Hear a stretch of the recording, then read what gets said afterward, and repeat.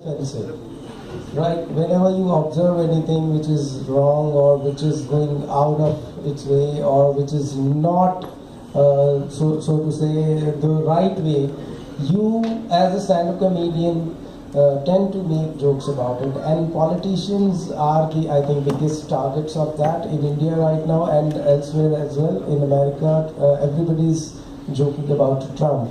But we were talking earlier also that in America the freedom of speech is still there. People are still making jokes about Trump. But here, if we have to say something negative about a politician, we know that there will be repercussions. There will be somebody or something. Like recently we were talking about Kunal Kamra. Kunal Kamra is a stand-up comedian, and he was forced to leave his house because the owner of the house didn't want him to stay there any longer, because he is a comedian who talks about politicians and politics, and he doesn't mince his words. So like culturally, the basic difference is that, okay, if you make a joke about politicians in America, they'll snub at you, but they won't kill you. But in India, it's a possibility, right?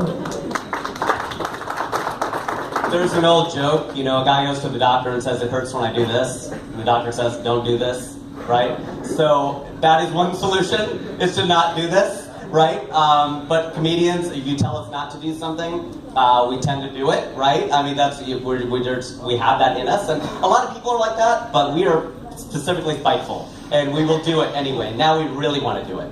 And you know, I've done a number of gigs with the U.S. Embassy, and you know, we did one yesterday, and then when the car arrived over, they're like, you could be more outspoken, you can say more, you can talk more about what you really think, which is why I am today, right? I mean, they do encourage dissent. There's a limit, and I've taken some popular and very unpopular positions on this issue.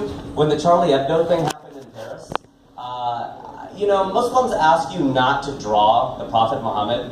So don't do this, right? Just don't do it. I mean, I didn't see the humor in doing it, because there's a theory called benign violation theory, which is, if you're gonna pick a sensitive topic, then it better be really funny, right? I mean, it better be worth the joke. Like, if you really attack somebody and people are like, gosh, he attacked and it wasn't funny. Now it's like, I'm going to give baseball instead of cricket. My dad has to teach me cricket and my mom has to teach me Hindi. But you now have 2 strikes against you, right? You may as well go ahead, and if you're going to go for it, it better be funny. And I had a teacher, my same speech teacher, she was my British literature teacher, and she said, if you can't be correct, be funny.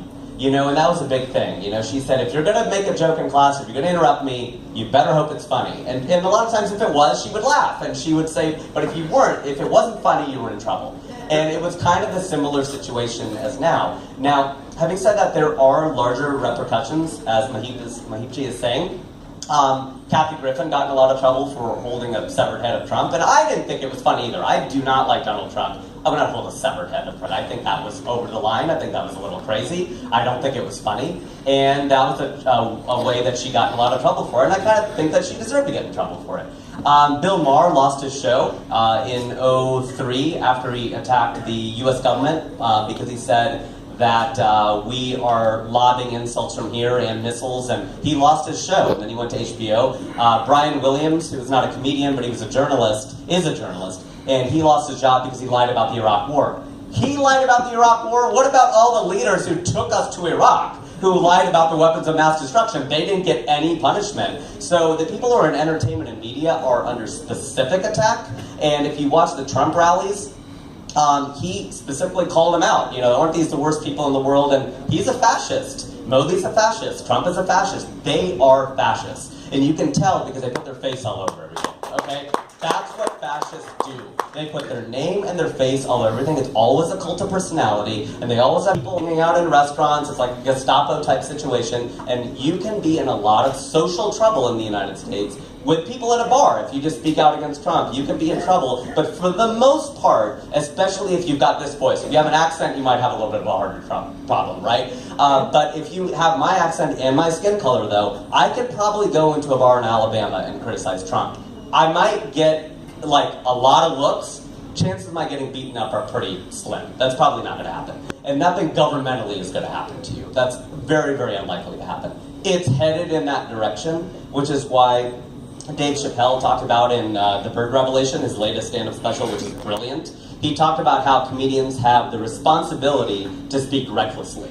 To speak recklessly, to say that thing that you know like you should say it. Because we're the only ones. If we're not going to say it, no one's going to say it. Very nice. Very nice. So, who else? Like, yeah.